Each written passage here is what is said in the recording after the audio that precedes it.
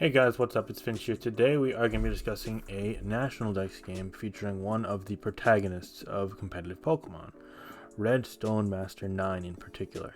He is on a quest to conquer the National Dex hierarchy, to scale all the way up the ladder to be the very best like no one ever was.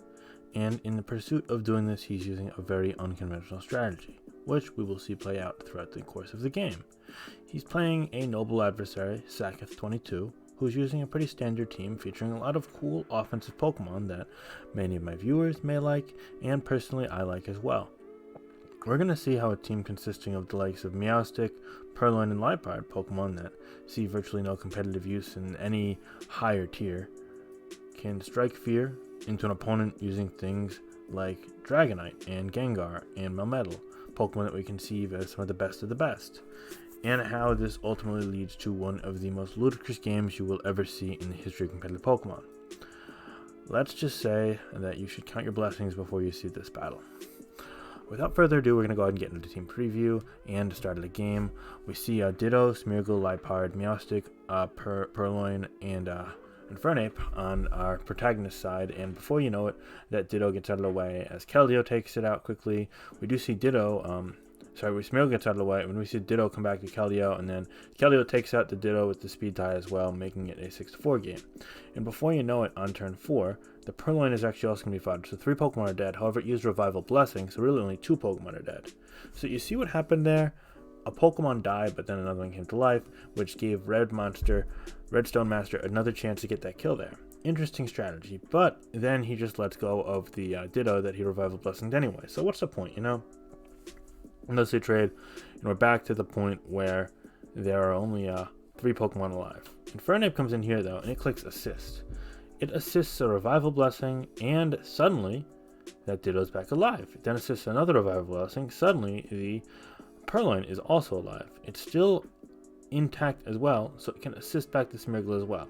So suddenly we go from a position where on turn 7, Red Stone Master 9 had an Infernape out and only 3 Pokemon alive. Now on turn 10, Red Stone Master 9 has his Infernape that he had out dead, but he has 5 Pokemon total, meaning he healed 3 dead Pokemon. Do you see where this game is going? I really do. Let's keep it rolling. Ditto comes back and says he's back as the nickname. Earthquake is actually going to not do quite enough to take this Melmetal out. However, he goes for Thunder Wave here, and then Double Iron Bash is going to be enough to take the Ditto out because there's so much less HP. Purloin's going to come in here now, and it's just going to assist a Revival Blessing out. No shock there, as obviously the Purloin's going to die to Double Iron Bash, but suddenly Melmetal is back, and it clicks Earthquake. Dragonite's going to predict that. Great play there from Saketh22, but to no avail, as the Dragonite clicks Dragon Dance, the Smeargle then proceeds to click Trick, and while Fire Punch can take out the Smeargle, that's going to leave the Dragonite locked into that. Ditto can now come in and obviously take that Fire Punch and potentially even Revenge Kill back depending on what attack it has here. In this instance, it's Outrage. So Outrage is going to take out the Dragonite. Now here's an interesting spot, as Outrage is also going to take out the Melmetal. So it looks like Ditto actually could sweep here, but if it doesn't, it may be in trouble, as Red Stone Masters only have 2 Pokemon left, and the confusion there is going to quickly dispatch of that Ditto. Now here comes the fun part. Just when you think that Ditto's gone, Liepard is going to click Revival Blessing and heal that Ditto right back up. So suddenly the Dragon Dancing Charizard X is actually a liability. While it can take out the Liepard, at this point Ditto can come back here now, and suddenly it is able to threaten out the Charizard with the Dragon Claw there. So now you see this Ditto, who has effectively clicked Dragon Claw once in this matchup, has actually spawned to be a Melmetal, a Keldeo, a Dragonite, a Charizard X.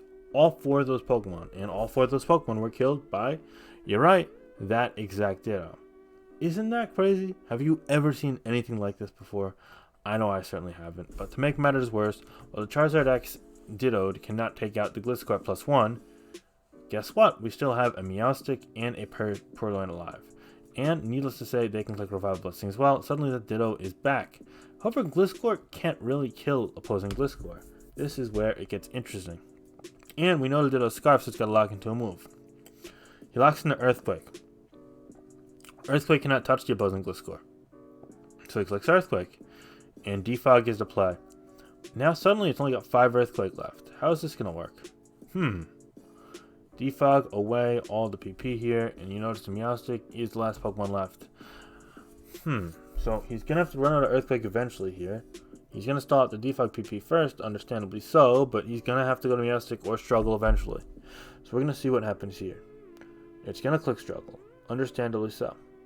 And that struggle on a Defog there is going to leave him at 25%.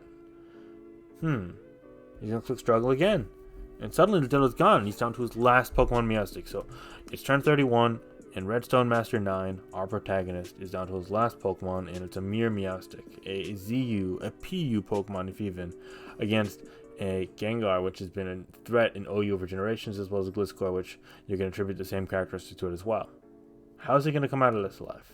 I'm not too sure. It might be the end of our protagonist's pursuit of perfection here.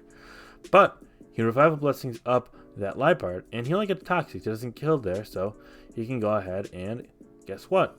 He's going to assist another Revival Blessing. Suddenly the Ditto's alive. Okay, but now Gengar's in. It looks pretty threatening, right? Well, Revival Blessing is also going to revive that Purloin, so despite any challenging damaging from the Gengar, which is needing to come into play, he's going to click assist here. And before the Meowstic dies, I want to point out that on turn 31, we indicated that the Meowstic was the single last Pokemon alive for Redstone Master 9, correct? You would agree in the assessment. I said that. Well, before this Meowstic dies to this Shadow Ball, now there are 5 Pokemon alive Redstone Master 9's team. So, if you happen to be mathematically inclined, there are numbers that we just alluded to, and 5 happens to be much greater than 1. Isn't that crazy? 5 Pokemon alive is so much better than 1 Pokemon alive. Redstone Master 9, you sir are truly a genius. Needless to say that Meowstic is going to be dispatched over there, making it only 4 Pokemon, but 4, much like 5, is still much greater than 1.